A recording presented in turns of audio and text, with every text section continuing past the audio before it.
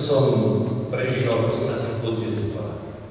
Nakoľko jedna taká skúsenosť, keď som začínal ako kapelán vo Varíne a prišiel som pred Vianocami na spoločnú spoveď Čerkove.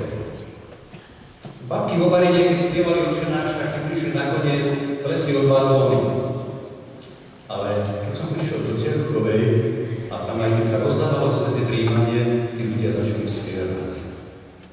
A začali spievať ten prirodzený slovenský trojhlas. No ja som mal problém počúvať triedy.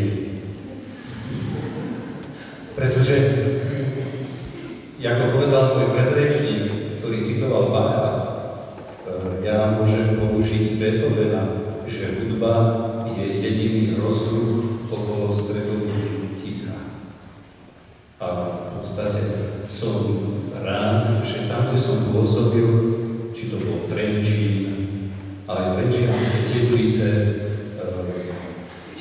Dolná Tižina, všade boli aj zbory. A za to som veľmi rád. Ja blahoželám nášmu speváckému zboru k druhému CD-čku. Teším sa z toho, mám radosť, že sa snažia a že v tom vytrvajú. Sú to nemalé obete, ale myslím si, že všetko, čo je pekné, stojí obete. A že čo nie je, že čo je lacné, nie je vzácne. Ja si len prajem, aby si to nechceli len užívať, tak ako naväzujem na dnešnú kázeň, čo som dnes do obeda hovoril, ale aby ďalej sa snažili a vydávali zo seba to najkrajšie, aby takto povzbudzovali aj ľudí v kostole pri liturgii, lebo k tej liturgii ten spev jednoducho patrí. A ja som rád,